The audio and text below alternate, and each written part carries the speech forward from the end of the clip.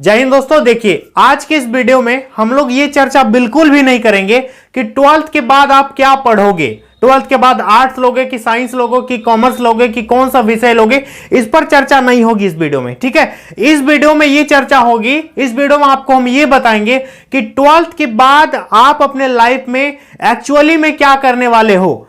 Twelfth होने के बाद जब कोई विद्यार्थी इंटरमीडिएट क्लियर कर लेता है, उसके बाद बहुत सारे उसके सामने चैलेंजेस आते हैं कि तुम कंपटीशन का तैयारी करो, तुम एसएससी का तैयारी करो, यूपीएससी की तैयारी करो, तुम अपना कॉलेज में सेमेस्टर का तैयारी करो, सिर्फ ऑनर्स कर लो या कुछ कर लो, कोई कहेगा आईटीआई कर लो, कोई कुछ। तो आज की इस वीडियो में आपको हम ये बताएंगे कि ट्वेल्थ के बाद आप एक्चुअली में लाइफ में क्या करोगे, जिससे आपको जल्द से जल्द एक सरकारी नौकरी मिल जाए और आप अपने लाइफ में सक्सेस कर जाओ, या फिर आपने जो भी प्लान बना करके रखा है कि हम लाइफ में ये करेंगे, ये अचीव करेंगे, ये करेंगे, तो हम आपको बताएंगे। और ट्वेल्थ के बाद और ग्रेजुएशन के पहले का जो बीच कड़ी होता है ना, पहले तो 3 साल का होता था, अभी 6 सेमेस्टर का हो गया है। इस बीच आप बहुत कुछ करके अपने लाइफ में अचीव कर सकते हो। ग्रेजुएशन के अलावे आप बहुत कुछ कर सकते हैं। तो आज की इस वीडियो में इन सारी बातों पर हम लोग चर्चा करेंगे।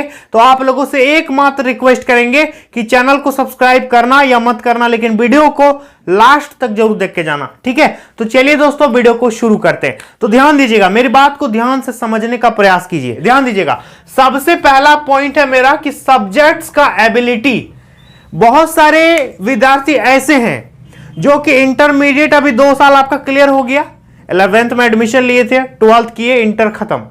बहुत सारा ऐसा सब्जेक्ट होगा जिसको आप 2 साल झेले, पढ़े नहीं, 2 साल झेले।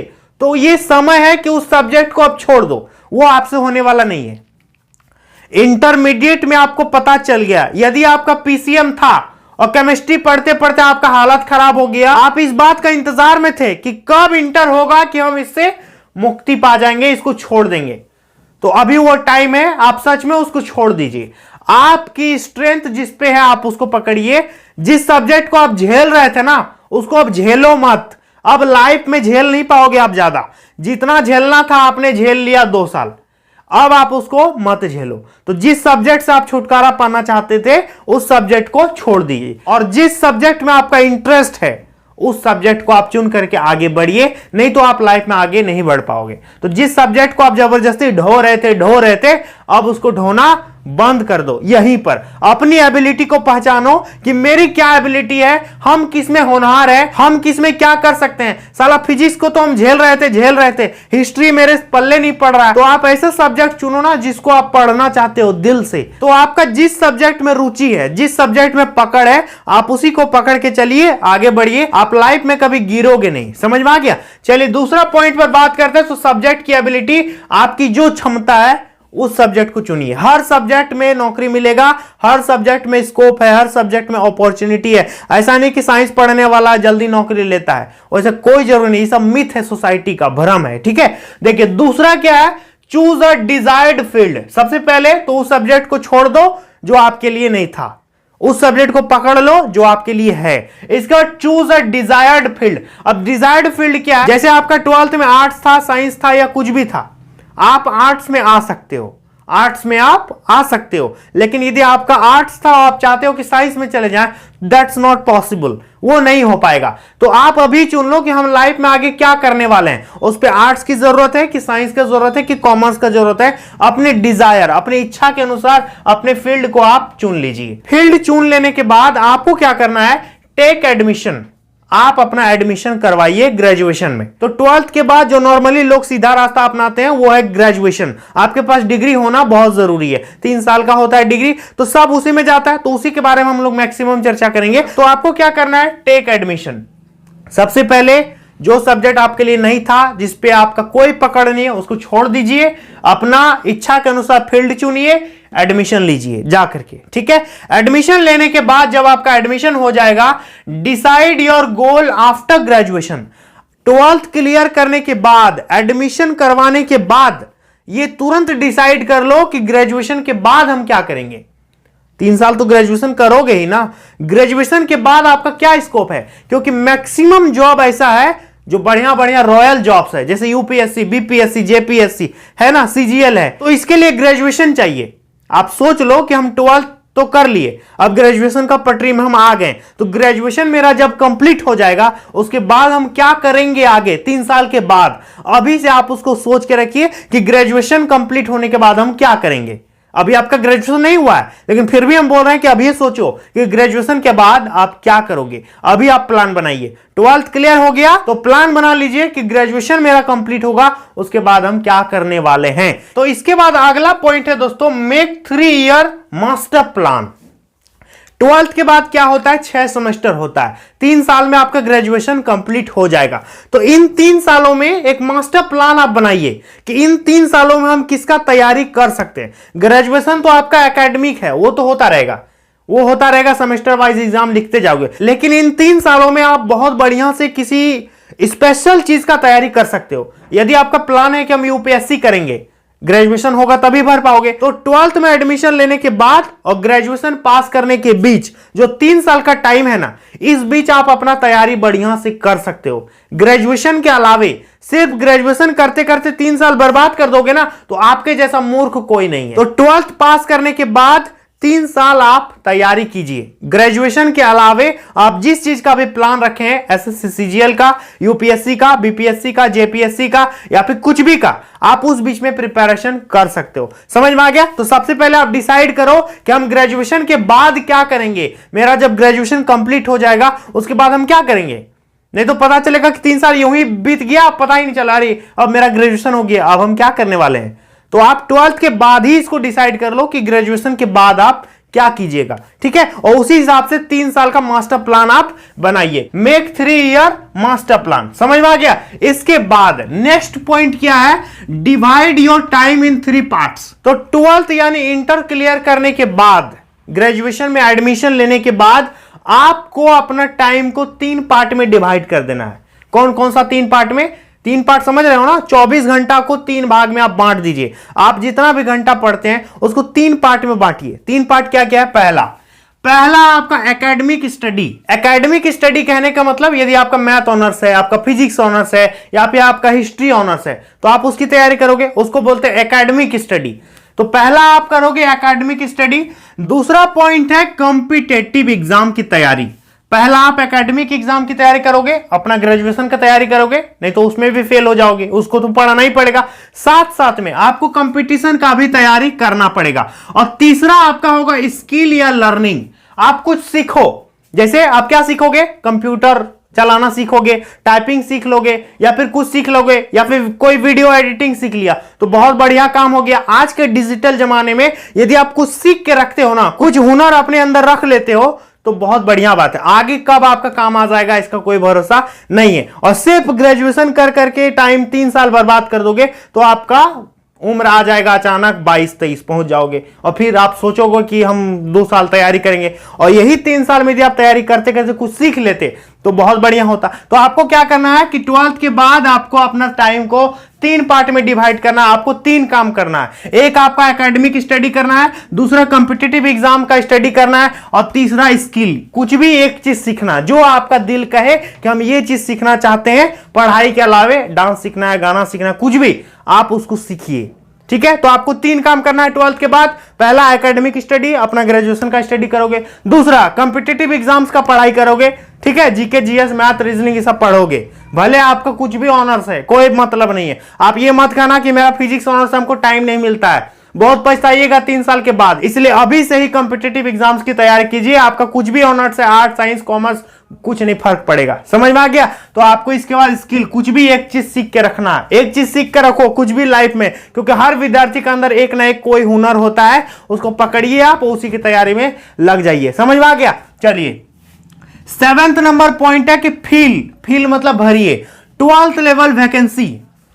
12th क्लियर करने के बाद जैसे ही आपका उम्र 18 क्रॉस करेगा, आप 12th लेवल का वैकेंसी भरना शुरू कीजिए।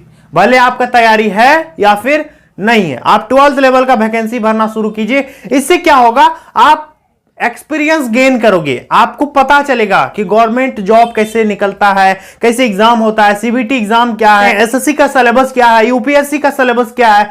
ग्रेजुएशन करते करते ये सारी चीजें आपको समझ में आने लगेगा धीरे धीरे। समझ में आ गया? तो करना क्या है कि फील 12th लेवल वैकेंसी, जितना भी 10th लेवल और 12th लेवल वैकेंसी निकलता है आपको वो सब फिल करते जाना है, भरिए, एग्जाम दीजिए, देखिए होता है तो अभी हम बताएंगे क्या करना है। इसके बाद गेन जॉब्स या एक्सपीरियंस, यदि आप 12th लेवल वैकेंसी भरोगे तो आपको दो चीज मिलेगा, या तो जॉब मिल जाएगा या फिर आपको एक्सपीरियंस मिलेगा। यदि नहीं भी जॉब हुआ ना तो आपको एक्सपीरियंस मिलेगा, आप लाइफ में आगे जाके आपको अकबकी नहीं होगा कि हम अरे ग्रेजुएशन हो गया आप क्या करने वाला है नहीं करने वाला। इसलिए 12th के बाद धीरे धीरे इन फील्ड्स में आना शुरू कीजिए। आप समझ में आ गया? तो यहां क्लियर हो गया। 12th के बाद आप फॉर्म भरोगे जरूर हर वैकेंसी का, जैसे एसएससी का निकले, रेलवे का निकले या कुछ भी निकले जिसपे 12th मांगा हो, 10th मांगा हो, आप उस फॉर्म को जरूर भरिएगा। इसके बाद नेक्स्ट पॉइंट है कि बूस्ट योर एकेडमिक मार्क्स, अपने एकेडमिक मार्क्स को इंप्रूव करना सीखो। जैसे कि आपका फर्स्ट सेमेस्टर, सेकंड सेमेस्टर, इस ग्रेजुएशन को आप अच्छा करके रखिए,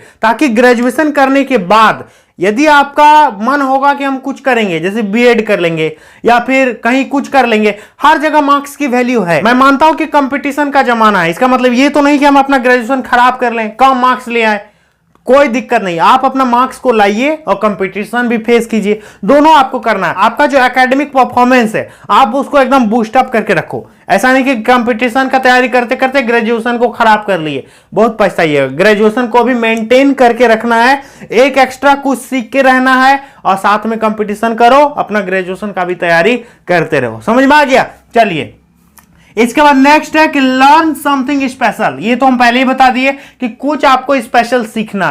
क्या हो सकता है? वो आपका इंग्लिश स्पीकिंग हो सकता है, आपका कंप्यूटर हो सकता है, टाइपिंग हो सकता है। हर वैकेंसी में लगभग आजकल टाइपिंग मांगता है, हिंदी टाइपिंग, इंग्लिश टाइपिंग। तो यदि आप टाइपिंग सीख लेते हो तो आपके अंदर एक स्किल आ गया। शॉर्ट हैंड सीख लेते हो, जैसे आंसू लिपि का वैकेंसी निकलता है, यदि उस चीज को सीख लेते हो तो आपके लिए एकदम बेस्ट चीज हो गया। बहुत कम कंपटीशन इस सब में रहता है। इसके बाद आप वीडियो एडिटिंग सीख सकते हो, जो कि आजकल के जमाने में बहुत ही मतलब नेसेसरी चीज हो गया है। इसके बाद अर्निंग का कोई सोर्स आप खोज सकते हो। और यदि आपकी फैमिली स्टेबल नहीं है तो 12th के बाद कमाना कोई गुनाह नहीं है। यदि आपकी अर्निंग स्टेबल नहीं है, घर की सिचुएशन ठीक नहीं है, तो 12th के बाद आप एजुकेशन से जुड़ा हुआ कुछ काम करके अपनी अर्निंग कर सकते हो, कोई गुनाह नहीं है। यदि 12th के बाद कोई लड़का कमाई शुरू कर देता है तो समझिए वो ठीक ठाक चल रहा है, लाइफ को वो बैलेंस करना धीरे धीरे सीख रहा है। तो 12th के बाद यदि आप अर्निंग भी करना चाहते हैं then you can do it. ठीक है, आपको लाइफ में एक्सपीरियंस मिलेगा, कभी लाइफ में आपको आगे जाके धोखा नहीं मिलेगा। 12th के बाद आप कोशिश कीजिए कि हम अपने पैरों में धीरे धीरे कैसे खड़े होंगे। समझ में आ रहा है? तो क्या करना है, ये सारा चीज समझ में आ गया। इसके बाद 11 नंबर पॉइंट है कि प्रूव व्हाट यू वांट। आप लाइफ में जो भी चीज करना चाहते हो, आपका जो सपना है, आप उसको प्रूव करके दिखाइए। आप अपने लाइफ में चैलेंज लीजिए कि हम इस चीज को करके दिखाएंगे, मेरा ये गोल है, हम इसको कर लेंगे हर हाल में। सिर्फ सोचने से नहीं होगा, उसको करना होगा। इसके बाद नेक्स्ट है start a new journey of your dream. आपका जो सपना है उसकी जर्नी में आप कदम रख चुके हैं। जब कोई विद्यार्थी मैट्रिक पास करता है, 10th पास करता है, तो वो नादान होता है, मार्क्स की दुनिया में खोया रहता है। लेकिन जब 12th क्लियर कर लेता है ना, तब उसको धीरे धीरे समझ में आने लगता है कि अरे अब हम एक्चुअली में लाइफ में क्या करने वाले हैं। मार्क्स तो मेरा काम नहीं देगा, कोई जॉब तो निकालना पड़ेगा, या एसएससी यूपीएससी कुछ भी निकालें हम, या कोई भी जॉब निकालें, गवर्नमेंट जॉब, सब चाहता है जॉब निकालें। तो उसके लिए आप 12th के बाद पटरी पे आ गए हैं। ऐसा मत समझना कि मेरा ग्रेजुएशन हो जाएगा इसके बाद सारा चीज सब सही हो जाएगा, वो ऐसा नहीं होने वाला है। आपको 12th के बाद से ही कंपटीशन एग्जाम का तैयारी करना है। जैसे ही आपका 12th क्लियर हो गया ना, आपका यहां से यहां तक ग्रेजुएशन, इस बीच में आप पूरा तैयारी करोगे।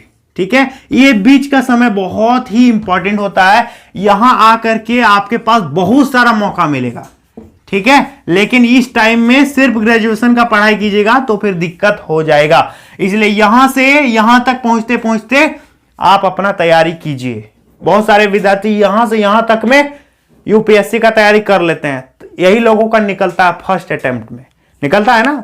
जो टॉपर्स वगैरह होते हैं, जिनका फर्स्ट अटेम्प्ट में निकल जाता है यूपीएससी, वो कौन लोग होते हैं? वो ऐसे लोग होते हैं जो 12th के बाद सोच लिया कि मुझे यूपीएससी ही करना है, और इस बीच में वो तैयारी भी कर रहा था, और जैसे ही 21 साल एज हुआ, यहां पर आके यूपीएससी का फॉर्म भर दिया और हो गया सेलेक्ट 21 की उम्र में, 22 की उम्र में। तो वो ऐसे लोग होते हैं जो इस बीच में तैयारी करके रखता है। समझ में आ रहा है? तो एक बात आप सभी विद्यार्थी मुझे जरूर बताइएगा कि किसका किसका ड्रीम है कि हम यूपीएससी या फिर कोई स्टेट पीसीएस का एग्जाम निकालेंगे। कौन कौन चाहते हैं कि हम यूपीएससी या फिर कोई स्टेट पीसीएस निकालें? आप कमेंट सेक्शन में बताइएगा कि सर मेरा ये ड्रीम है, हम यहां से बिलोंग करते हैं। जैसे आप यदि यूपी के रहने वाले हैं तो आप लिखिएगा कि my dream is UPSC, I am from UP Lucknow. इस तरह से कमेंट में जरूर लिखना कि आप कहां से मेरे वीडियो को देख रहे हैं, आपका लाइफ में क्या ड्रीम है, आप अपने लाइफ में क्या करना चाहते हो, और आपको यह वीडियो कैसा लगा नीचे कमेंट सेक्शन में एक बार जरूर बताइएगा। तो चलिए दोस्तों, मिलते हैं नेक्स्ट वीडियो में बहुत जल्द। तब तक के लिए बहुत बहुत धन्यवाद।